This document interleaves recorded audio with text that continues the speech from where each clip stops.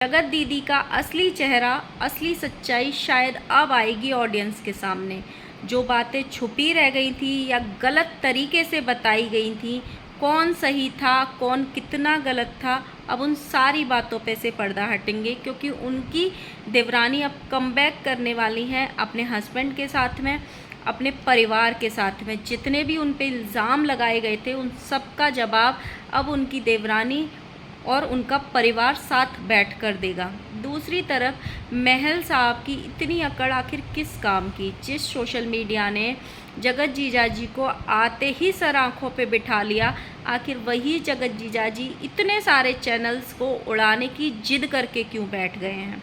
So hello guys, Radhe Radhe, जय श्री कृष्णा। स्वागत है एक और नए वीडियो में। आई होप सब अच्छे होंगे, स्वस्थ होंगे, मस्त होंगे और जहाँ भी होंगे तंदुरुस्त होंगे। अगर आपको मेरी वीडियो अच्छी लगती है तो प्लीज़ गाइस वीडियो को लाइक करना, वीडियो पे कमेंट करना, एंड जिन लोगों ने भी सब्सक्राइब नहीं किया हुआ है प्लीज़ गाइस सब्सक्राइब कर लेना। जगत दीदी की देवरानी ने अभी कमबैक किया था, सिर्फ अपना एक ब्लॉग ही डाला था कि उनको इतनी हेट मिली, इतनी ट्रोलिंग मिली कि उनको वापस जाना पड़ा और ये कम्युनिटी छापनी पड़ी कि मैं आज से ब्लॉगिंग छोड़ रही हूँ। उनके साथ हमेशा से ऐसा रहा है कि वो जब जब यहाँ पे आने की कोशिश करती हैं, अपना कोई ब्लॉग डालती हैं या अपनी कोई बात रखने की कोशिश करती हैं, उनको इतनी नफ़रत मिलती है सोशल मीडिया से, इतनी ट्रोलिंग हो जाती है कि वो फिर 2-4-6 महीने के लिए गायब हो जाती हैं। एक तो इस चीज़ की ना वो ये सोशल मीडिया की हकीकत है कि सोशल मीडिया जिसको सर आँखों पे बिठाता है ना, रातों रात स्टार बना देता है, और जिससे नफ़रत करने लगता है एक बार में, उससे इतनी नफ़रत करता है कि उसको यहाँ पे अपनी बात रखने का भी मौका नहीं देता। शायद ये ही हो रहा है जगत दीदी की देवरानी के साथ में।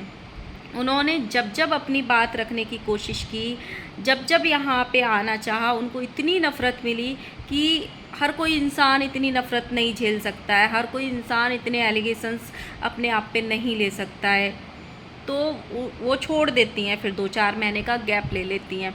इतनी नफ़रत आखिर लोग कर क्यों रहे हैं?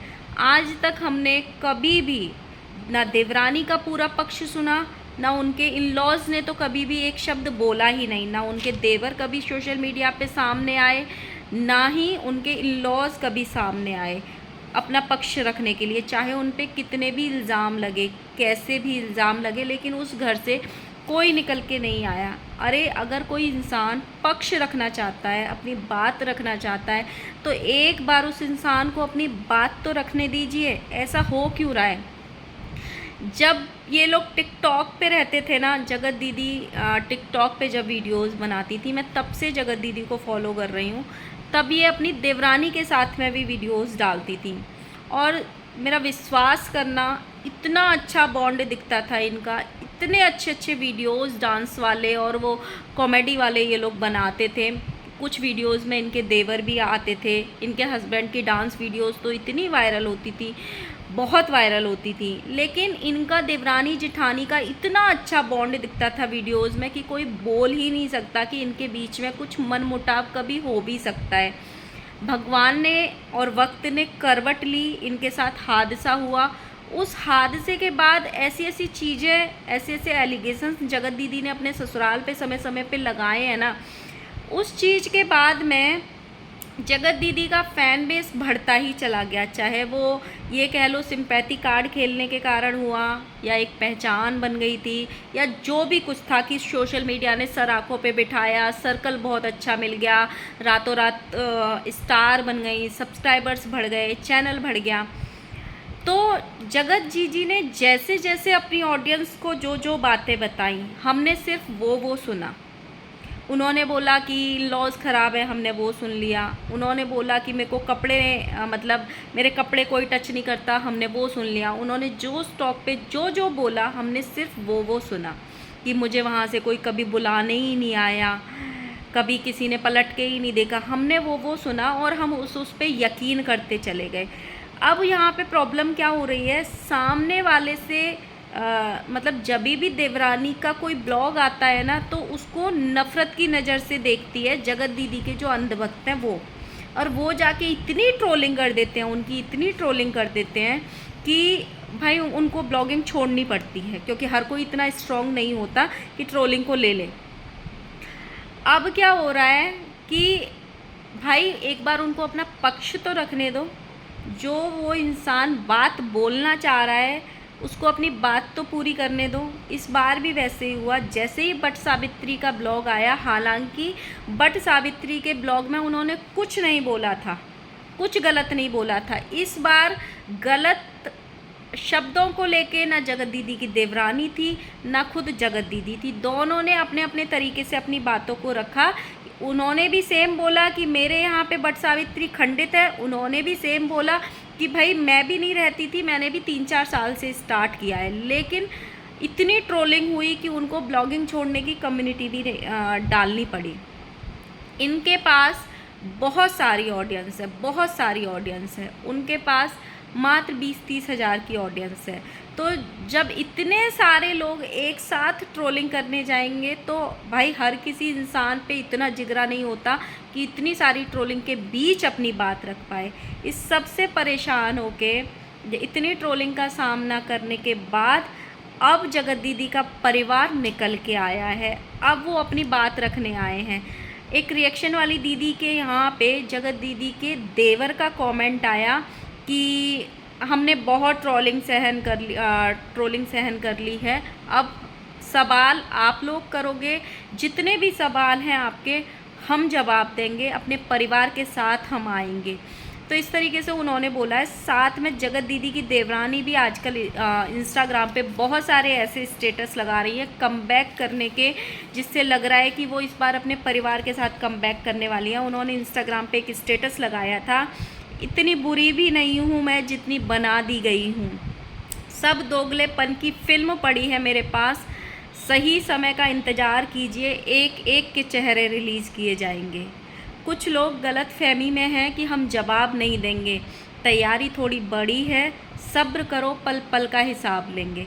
तो इस तरीके से ना ये चीज़ें हो रही हैं और मैं सच में दिल से चाहती हूँ या तो आप कमबैक करो और अपनी बात पूरी रखो। और मैं ऑडियंस से भी ये बोलना चाहती हूँ, चाहे वो जगत दीदी की ऑडियंस हो या किसी की भी हो, भाई सामने वाली को अपनी बात तो पूरी करने दो, तब हिसाब करना कि कौन कितना गलत है, कौन कितना सही है।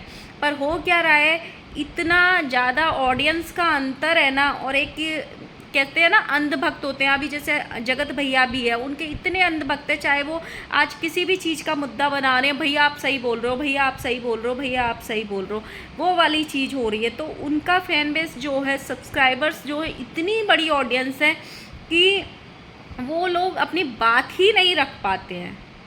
एक बार उनका पक्ष सुनो, या तो आप पूरी बात रख के जाना, या फिर जैसे अब तक आप चुप रहे हो फिर आगे भी चुप ही रह जाओ।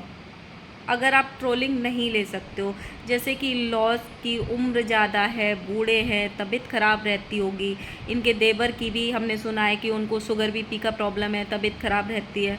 तो भाई अपना बीपी शुगर बढ़ाने का, घर में टेंशन ले जाने का, घर में माहौल ख़राब करने का कोई मतलब नहीं बनता। क्योंकि जब इंसान आजकल टेंशन ले लेता है तो इतनी बड़ी बड़ी चीज़ें हो जाती हैं इंसान के साथ। कोई भी हादसा भी हो सकता है इंसान के साथ में। जब हादसे हो जाते हैं तो इंसान के पास हाथ मलने के अलावा और पछतावा करने के अलावा कुछ नहीं रह जाता है। अगर आप ट्रोलिंग ले सको, उस ट्रोलिंग के बीच भी अपनी बात रख सको, तो ही कमबैक करना। नहीं तो सबसे अच्छा ये है कि बैक पैनल बड़े लोगों को बीच में बिठा के साथ में बैठ के इन चीज़ों को क्लियर कर लो, मन मुटावों को क्लियर कर लो। क्योंकि ना वो आपके यहाँ पे आने वाली हैं जिस हिसाब से 5 साल से 6 साल से वो अलग रह रही हैं, 4 साल से, ना आप उनके यहाँ पे जाने वाले हो। रिश्ता रखना है तो अच्छी तरीके से सोशल मीडिया पे रखो, नहीं रखना है तो बिल्कुल ही ख़त्म कर दो कि हमारा इनसे कोई रिश्ता नहीं है। जो बार बार सेम चीज़ें उठ के आती हैं, सेम इल्ज़ाम लगाए जाते हैं, वो भी भाई कब तक सुनेंगे। एक इंसान की भी इल्ज़ामों को सुनने की एक हद होती है। तो वही वाला यहाँ पे हो रहा है। देखते हैं कब कमबैक करती हैं, इंतज़ार करेंगे। और मैं तो यही चाहती हूँ भाई, जो भी चीज़ें हैं इनकी बैक पैनल ही ख़त्म हो जाए। क्योंकि जब भी सोशल मीडिया पे कोई मुद्दा आता है, इतना होता है और इतना बड़ा बन जाता है। तो अगर घर के बड़े लोग बैठ के रिश्तों को सुलझा लें, वो सबसे बड़ा ऑप्शन है। सेम वैसे ही इनका ये वाले मुद्दे में हुआ, अगर ये बैक पैनल इनकी बातें निपट गई होती तो आज 9 महीने से सेम मुद्दे पे छीछा-लेदर नहीं हो रही होती। दूसरी तरफ हम बात करेंगे महल साहब की। महल साहब ने बहुत सारे चैनल्स को स्ट्राइक दी है जिन्होंने उनके वीडियोस को कॉपी पेस्ट किया है। अब वो सारे लोग ना जगह जगह जाके रो रहे हैं। तो महल साहब ने वार्निंग भी दी, ऐसा महल साहब का कहना है। लेकिन वाईटी वाली बुआ ने उन पे बहुत सारे इल्ज़ाम लगाए कल भी कि ये बहुत गंदा है, बहुत गंदा है, इसका अगर मैं अपना मुंह खोलूँगी तो इसका असली चेहरा सामने आ जाएगा। ये सामने वाली लड़की को ये बोलता था कि तू कमाना, मैं बैठ के खाऊँगा, इसलिए ये शादी कर रहा था। और भी बहुत सारे उन्होंने इल्ज़ाम लगाए। लेकिन 100 बातों की एक बात कि मैं तो बस यही बोलना चाहती हूँ कि जिस सोशल मीडिया ने जगत जीजा जी को सर आँखों पे बिठाया रातों रात, अगर वो पूरा सोशल मीडिया आपसे ये रिक्वेस्ट कर रहा है कि एक चांस दे दीजिए उनको, एक बार अपनी स्ट्राइक वापस ले लीजिए, अगर वो फिर भी आगे आपकी वीडियोस को डालें तो आपके पास तो हमेशा ये ऑप्शन है कि आप कभी भी स्ट्राइक दे सकते हो। किसी का 5,000 का चैनल है, किसी का 10,000 का, किसी का 1 लाख का है, किसी का 50,000 का, किसी का 2.5 लाख तक का भी चैनल है जिनको जगत जीजा जी की साइड से स्ट्राइक की है गई है। जो लोग चैनल चलाते हैं ना, मैं अपना बताती हूँ, मुझे बाकी का तो नहीं पता, मैंने किसी का कॉपी पेस्ट नहीं किया है। सो इसलिए मैं बता रही हूँ, जब भी 10 सब्सक्राइबर ऐड होते हैं या 100 सब्सक्राइबर ऐड होते हैं, बिलीव करना इतनी खुशी होती है कि आज मेरे 100 सब्सक्राइबर बढ़ गए। तो जिन्होंने चैनल अपने साल 2 साल 5 साल में खड़े किए हैं, अगर वो आपको ये प्रॉमिस कर रहे हैं कि हम आपकी वीडियोस नहीं डालेंगे, प्लीज़ आप अपनी स्ट्राइक वापस ले लीजिए। तो इतने सारे लोगों की बद्दुआएं लेने का या हाय लेने का कोई मतलब नहीं बनता। जब आपने आज तक अच्छा नाम कमाया है, लोगों ने आपको अच्छा बोला है, सर आँखों पे बिठाया है, तो एक बार लोगों को मौका देने में आप छोटे नहीं हो जाओगे। ठीक है, सबकी अपनी रोजी रोटी है, उनको ये चीज़ सही लगी कि कॉपी पेस्ट करके हमको वीडियोस डालने, उन्होंने आपकी डाल दी। हर इंसान का ऐसे होता है, सेलिब्रिटीज़ की कितनी कितनी कॉपीज़ मतलब वीडियोस डाली जाती हैं, हर चैनल पे आपको मिल जाएंगी।